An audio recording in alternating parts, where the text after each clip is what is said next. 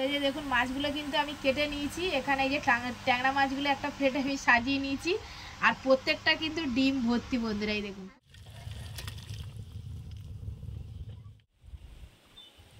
নমস্কার বন্ধুরা, সুধা ভিলেজ ব্লগে আপনাদের সবাইকে স্বাগত। আবার একটা নতুন ব্লগ নিয়ে চলে এলাম। আপনারা আমার সঙ্গে থাকুন আর শুরু থেকে শেষ পর্যন্ত ব্লগটা দেখতে থাকুন। আশা করি আজকের ব্লগটা ভীষণ ভীষণ ভালো লাগবে। তো আজকের আমি আবার একটা রেসিপি নিয়ে চলে এসেছি, আপনাদের খুবই পছন্দের রেসিপি, তো ট্যাংরা মাছের ঝাল।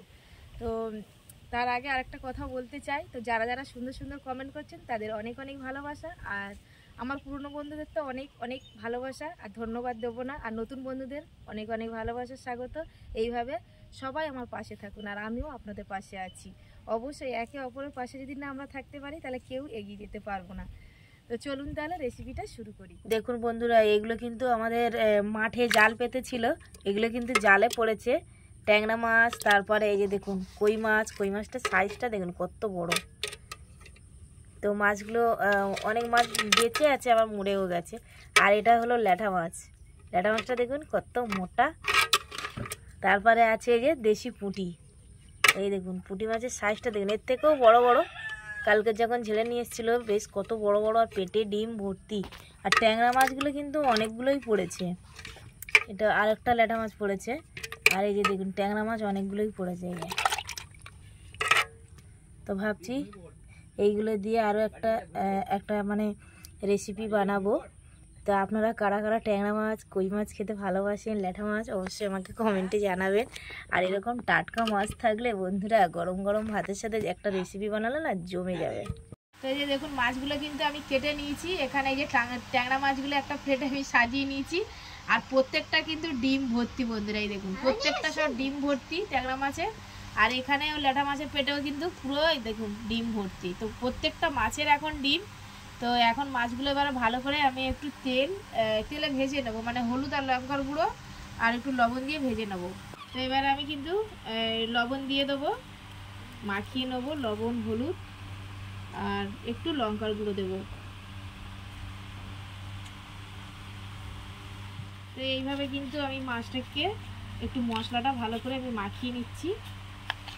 দেখুন আমি কিন্তু কড়াই বসিয়ে দিয়েছি, আর কড়াইয়ে কিন্তু সর্ষের তেল দিয়েছি, তেলটা গরম হয়ে গেছে। এবার আমি একটা একটা করে মাছ ছেড়ে দেবো। আর এই তেলে এই ট্যাংরা মাছটা ভাজতে গেলে বন্ধুরা অনেক সময় দেখবেন ফাটে। তো আমি এইখানে একটু হালকা করে একটু হলুদ দেবো, যাতে না গায়ে ছিটকে পড়ে। তো হলুদ দিয়ে দিলাম যাতে গায়ে না মাছটা ফেটে আসে। তো আমি এবার একটা একটা করে মাছ দিয়ে দেবো। দেখুন মাছগুলো কিন্তু আমি সব দিয়ে দিয়েছি। এবারে একটা একটা করে এরকম আমি খুন্তি দিয়ে উল্টে পাল্টে ভেজে দেবো। তো দেখুন মাছগুলো কিন্তু লাল লাল করে একদম ভেজে নিয়েছি। এবার আমি তুলে নেবো, খুব সুন্দরভাবে ভেজেছি।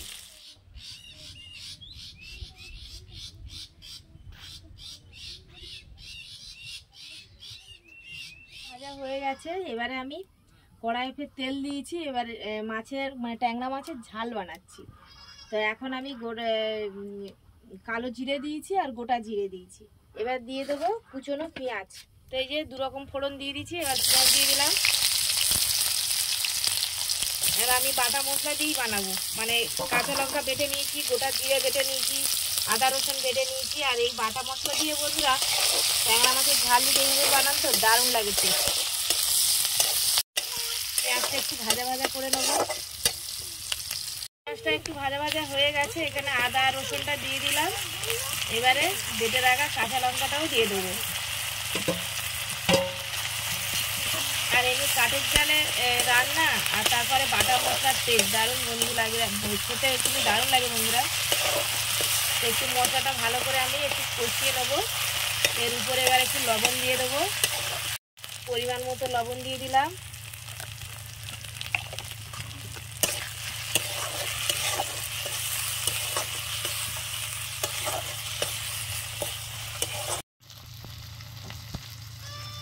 দিয়ে দিলাম একটু হলুদ আর একটু লঙ্কার গুঁড়ো না দিলেই চলবে, কেন কাঁচা লঙ্কাটা দিয়েছি তো, একটু শুধু কালার হওয়ার জন্য দিলাম। আর কাঁচা লঙ্কাটা এমনি ভালোই ঝাল আছে। আর একটু ঝাল রেসিপি বানাতে গেলে দেখবেন একটু ঝাল ঝাল না হলে না ভালো লাগে না ঠিক। এবারে জল দিয়ে দেবো।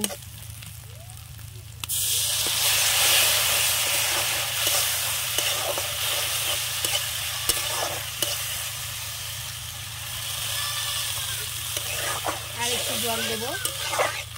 ঝোলটা ফুটে গেছে, এবার আমি মাছগুলো দিয়ে দেবো।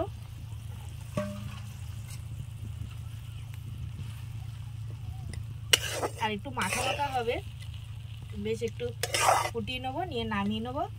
আর নামানোর আগে একটু গোটা জিরে যেটা বেটে রেখেছি ওইটা দিয়ে দেবো। তো দেখুন হয়ে গেছে, এবার আমি নামিয়ে নেবো। আর উনুনটাও আজকে খুব সুন্দর জ্বলছে বন্ধুরা। আর উনানে রান্না না দারুণ লাগে টেস্ট। তো কদিন এত বৃষ্টি হয়েছে উনানে রান্না করতে পারিনি, যেহেতু কাঠগুলো ভিজে ছিল। তো আজকের একটু শুকনো করে নিয়েছি রোদে, নিয়ে বললাম যে রান্না করে নিই। তো নামিয়ে নিই, ঝোলটা কিন্তু বসে যাচ্ছে।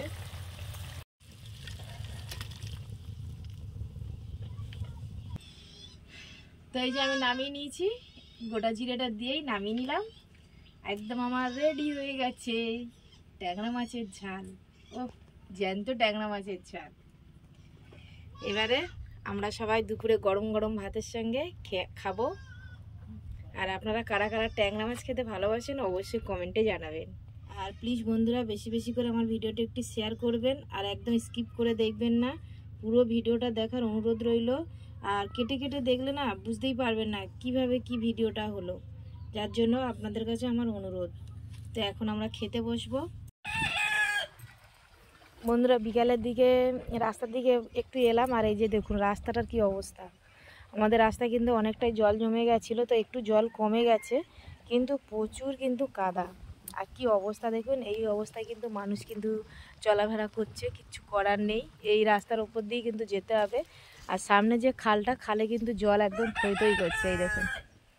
তো মাঝে মাঝে মেঘ করছে, দুদিন দেখছি বৃষ্টি নেই, মেঘটা একটু পরিষ্কার আছে। তো জানি না আবার ফের কখন কোন মুহূর্তে আবার বৃষ্টি আসবে, গুমোট মানে গরম আছে। তো ব্লগটা আর বেশি বড় করছি না, আজকের ব্লগটা এখানেই শেষ করছি। যদি ব্লগটি ভালো লাগে সাবস্ক্রাইব, লাইক, কমেন্ট, শেয়ার করবেন, আর আমার পাশে থেকে আমাকে সাপোর্ট করবেন। যারা আমার ফেসবুক পেজে ভিডিওটা দেখছেন তাদের অনেক অনেক ভালোবাসা এইভাবে পাশে থাকার জন্য। তো সবাই ভালো থাকবেন, টাটা, থ্যাংক ইউ।